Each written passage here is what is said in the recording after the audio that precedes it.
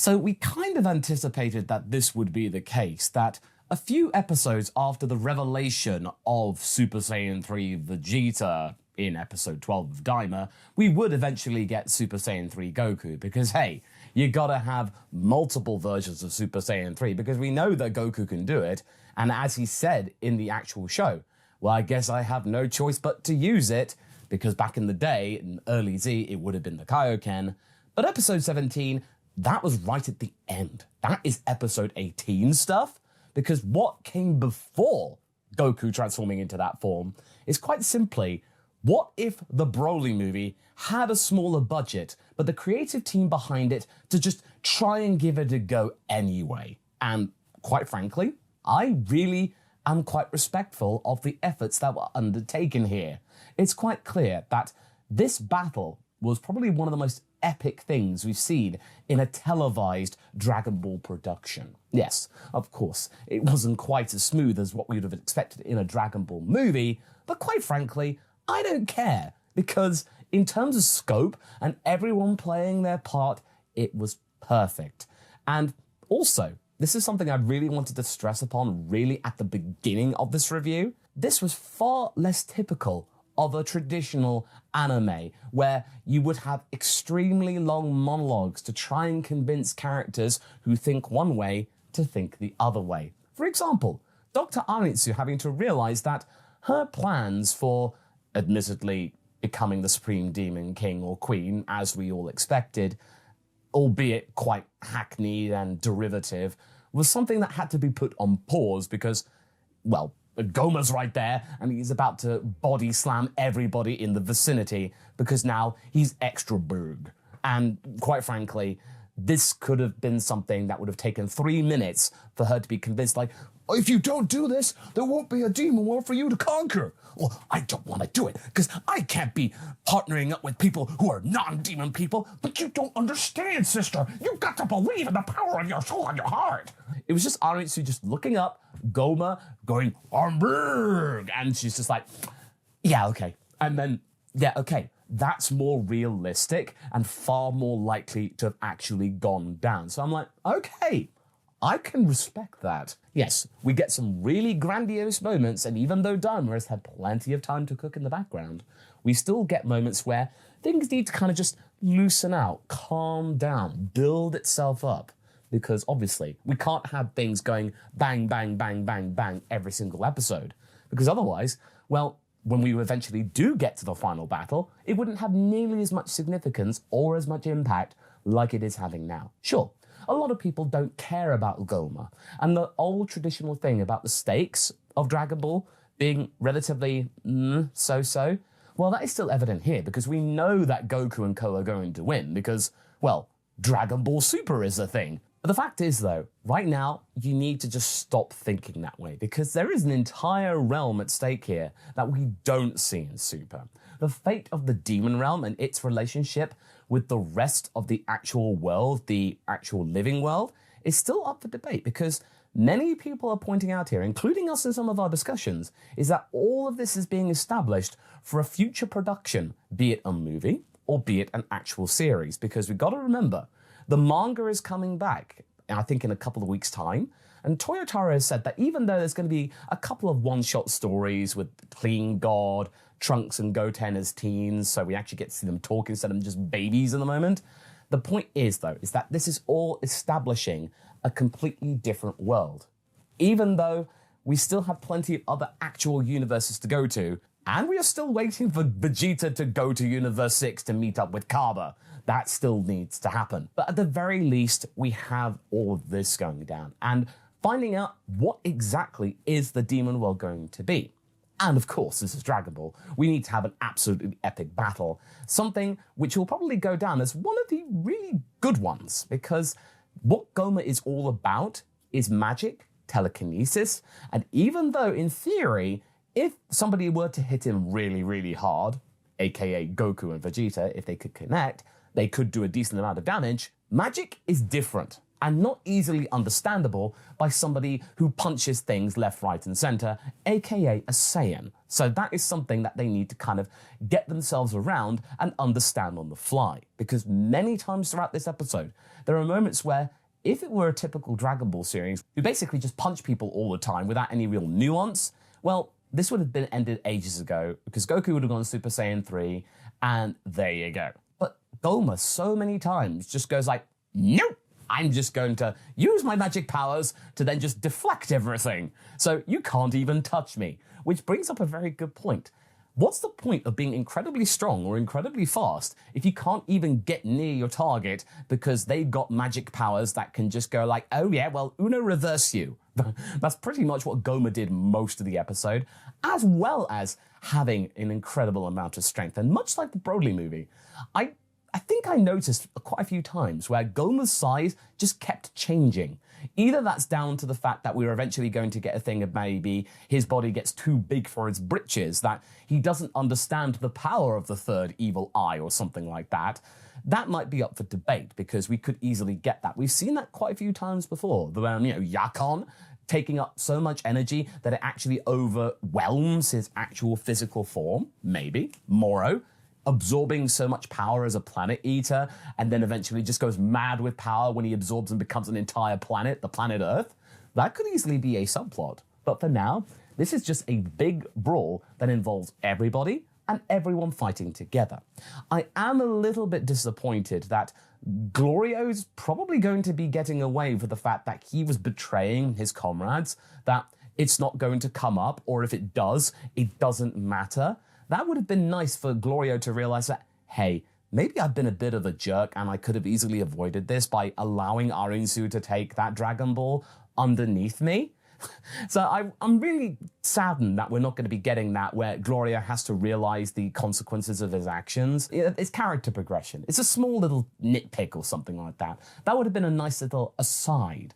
But at least with Arinsu, I thought that she would have been absolutely blinkered by the fact that she had two all-powerful margins. Oh, and the margins. Margin Ku, I really find him quite charming. He's quite gutsy and spirited, even though he knows that, yeah, he's pretty strong and he knows his limitations. He's quite a humble character. He's very strong, he admits, but he knows where he can and can't fight. And Margin Du is an absolute powerhouse. I think Arinsu's beginning to understand that, yeah, sure, she took a sample directly from Majin Buu, but this was the Majin Buu that contained the innocent Grand Supreme Kai within it. This is not her taking a direct, pure sample of the original Majin Buu, Kid Buu. That would have been the recipe and elements that she would have really wanted. So no matter what she would have done with the sample she collected, she would be getting some sort of innocence at play here. But what you're seeing here is that Majin Ku and Du will be fighting alongside the Dragon team and realize, hey, these guys are really, really cool people. We like being around them. They're really, really strong too. Arinsu, what have you got against them? And then Arinsu's probably, well, but I want to be Demon Queen. And then Arinsu might be held accountable, or maybe because they are pretty strong themselves, she might have to be curtailing some of her ambitions and with them overseeing her. Because even though we got the bait and switch of Majin Ku, Du, even though he is very, very simple and straightforward, is an absolute tank. That scene where Goku was held in place with magic, the first Tamagami and Du just come in and just defend that energy blast. Oh, that hit really hard, narratively speaking. And it was actually really unlike Goku in a way, that he was accepting help, that at the beginning of the episode, he was so insistent that he was going to be fighting Majin Du himself, and then eventually he was just like, yeah, I'm going to need help. Everyone get in. That is very unlike Goku. And that was very different what we saw in episode 15 as well, where Goku actually let his emotions get the better of him, and he reached breaking point, with everyone using pistols and guns and weapons akin to what was like in the original Dragon Ball, as in he'd had enough, and then he just exploded, and didn't have to go Super Saiyan on the Gendarmerie Force. He just did. He just did it because he just had enough of this being unfair, not a fair battle. And now he's accepting everybody's help and everyone is playing their part. Even Shin is firing energy blasts. And yes, we got to remember he's not the strongest being out there, but at least he's giving it a try. Even Glorio with his tiny little pistol, but just the contrast is so evident. And why is he using his pistol? He has lightning powers. Why isn't he using Palpatine beams or something like that? Those are probably more effective because magic versus magic could cancel it out. Just imagine that. Gomah does like a powerful magical beam, and then maybe Gloria finds some way to use the lightning bolts. Maybe they just kind of negate each other, and then maybe Goku can slip through in the middle. But the point is, though, is that this entire thing was perfect for utilizing everyone at a time where I was worried that there were so many cooks spoiling the broth that no one would actually get a fair word in. But no, we didn't get that. And what I really found fascinating is that Neva and the Tamagami had that little discussion, and it was a little bit of a comedic moment as well, because Neva was like, and the Tamagami wasn't getting it, so he just had to, okay, I'm just going to have to use a magical wink for you to understand. And then boom. And then the Tamagami was like, yeah, okay. Because he's like, but this is not the mission, Master. My mission is to protect the Dragon Ball, and the Dragon Ball is gone. So don't be surprised if we see the second Tamagami and the third Tamagami eventually coming through, because, well, there's a fair distance for them to travel, because I imagine that wink probably transcended multiple dimensions of the demon world. It's going to take some time for that to connect. So eventually we're going to see all three Tamagami fighting together. And the next episode, called Awakening, it's either the awakening of Goku in Super Saiyan 3 and him properly mastering it in kid form, or it's going to be another awakening of another character, be it someone in the Dragon team. I think Gomah's already had his awakening. And this episode 17 was called Gomah, so it was all about him and really establishing him being the ultimate big bad. Yes, it just made it clear that we had been presented with the big bad all along, but in typical Toriyama fashion, it was one of those moments where we were doubting and going like, nah, Gomah can't be the actual threat. He's too small and petty. We should have known better. Of course he was going to be the big bad, because Toriyama does that. And even though he is no longer with us, sadly, there was one more way he could do it in an authentic manner that is in keeping with the style that goes back 40, 50 years. This was authentic Akira Toriyama, and if you're a classic Toriyama fan, then it all makes sense. It's all completely logical. And there was something for everybody here. Everyone got something to do.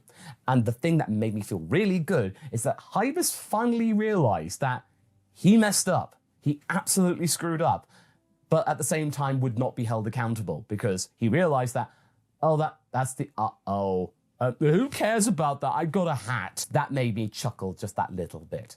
Neva was actually really quiet in episode 16, but now with 17, it makes more sense, because now he's actually being able to utilize his powers in a way that is actually helpful. Because even though Neva can't really fight, because, come on, he's a really old, incredibly decrepit Namekian, he has 3 Tamagami to use. So that, in his way, is him using his powers in a way that will be actually useful. You got swords, pitchforks, hammers, just all these different accessories and weapons will be able to be used. I can't wait for the third Tamagami just come in with a big sledgehammer. That, in a way, is so powerful, but also hilarious. So therefore, it makes it awesome. Giant sledgehammer with absolute brute strength. Brilliant. Love that. And at the same time, I'm just feeling that Daima is really close to sticking the landing, because, sure, there's been a bit of slack in the last few episodes. I've not minded it so much. I've been a bit disappointed, crestfallen in a way, that we're not getting certain things, especially with Degisu. But at least maybe with Degisu, if there are plans afoot, he might be able to have an opportunity to come back in a future arc or something like that. I really hope that the plans behind the scenes are actually cooking, and that we are going to be getting a really strong, sturdy, and healthy Dragon Ball franchise in the years to come that actually does something, and then is marketed and distributed internationally competently, because Daima's really dropped it. I'm sorry if I keep going on about it, but I thought that Toei and Shueisha had learnt a thing or two with Broly, it coming out across the world in relatively quick fashion, but then Daima sort of rolls it back a bit. It feels like Shueisha and Toei are just kind of going, oh, it's Dragon Ball, people will come to it no matter what, really coasting to the point where Dragon Ball is slowly becoming less and less relevant. People are not caring. People are not really caring about animated Dragon Ball productions anymore, because the quality has not been good That is until Daima's been coming along and has really raised the bar again, which is why I implore you to give Daima a chance. This is a brand new Dragon Ball Generations Dragon Ball GT. And quite frankly, this is the better GT by a country mile. Everything works, especially if you go back eventually and watch the entire thing in one go, or without any pauses. Because even though there's only 1 week between each episode, it just feels like that the hype around Daima is just not there. But here's hoping that the final bit, the final battle, will help bring people back. Because I'm sorry, Gomah making that arena just immediately made me think about Perfect Cell and him just watching him with his perfect arena going, I'm not impressed, I can do that too. Anyway, episode 17, great start to what I think will be a really great final arc of a really underrated series.